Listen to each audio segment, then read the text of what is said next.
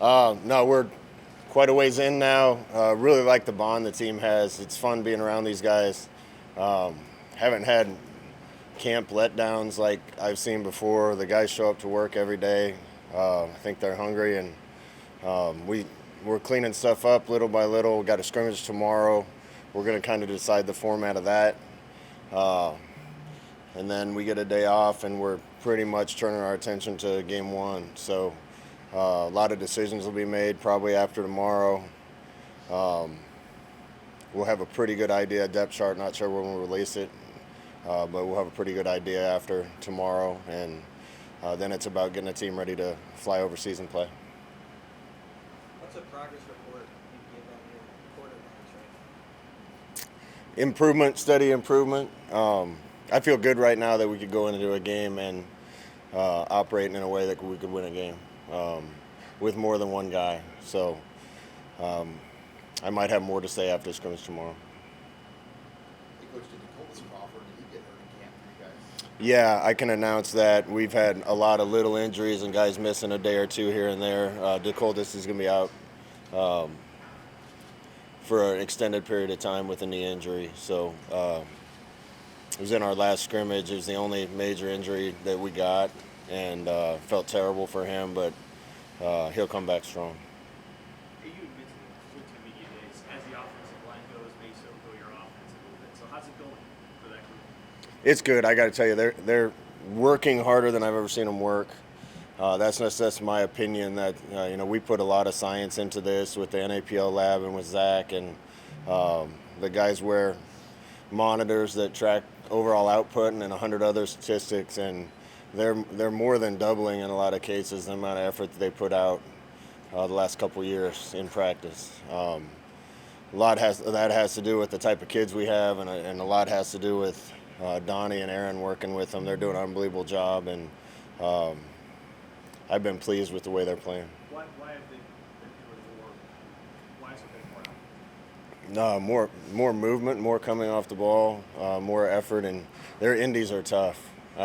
Sometimes I get a little frustrated during team because the linemen are dog tired by the time they get to our team drills.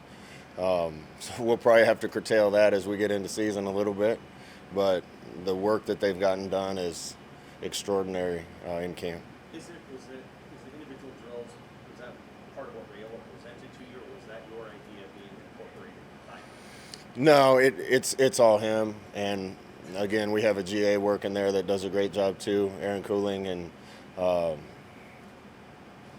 when I went out interviewing people, I wanted to find somebody that felt the same way I did about the mentality and technique, and Donnie knows it better than I do, but I loved what he taught, and it's coming to fruition now. Has Gabe Urban popped right back into that competition after the layoff? Yeah, Gabe's made a great comeback. Gabe's a better player than he was before he got hurt right now. He actually sat out today. We kind of gave him a rest day because it was flaring up a little, but he looks bigger, faster, hitting holes really hard. Our running back room has really made a giant leap, and it's going to be tough to separate yourself from that group with the guys that we have in that room. Because you probably can't take 6 or 7 of them to Ireland. So, how hard is this decision going to be in the next few years? We can take a lot to Ireland. We can only suit up so many. But the guys in camp are all doing a good job, and again, I think I'll have more to say about it after tomorrow. What do you think is the reason why that group is taking the jump and why there's so many guys vying for a couple spots? The guys in the program have just continued to work and get better. Ramir's done a great job. Yant's better than he was. Gabe's better than he was. And then we've added a couple really good players with Anthony Grant and A.J. Allen and Emmett, and I think the competition has spurred them to play harder, and Coach Applewhite demands a lot out of those guys. He coaches them hard, and he's getting a lot out of them. Marcus Washington arrived in the summer, so he didn't have that spring bowl experience. What's that picture look like to you? He's done a great job. Honestly, he's been better than I expected. He's been a great teammate. He's worked hard. He's shown up on special teams, so that says a lot about his character. He's a really good player, and usually when you get a new player in the program, it takes a while to learn. It's quicker if you've played a lot of football, and a lot of it becomes translation, and you've seen things before, you've been coached on things before. He definitely was ahead of the curve as far as coming in and picking things up. Speaking of new, Devin Drew, not quite a week yet. How is he coming along? Good. I really only got a chance to watch him one day because he had to go through acclimatization, and he didn't have pads on when we had pads on, and haven't watched the tape from today yet. But he does show up. He's a twitchy athlete for being an inside guy, and I think he's going to add to what we have there and definitely be in the mix. He's got a lot to work on to make sure he knows what he's doing.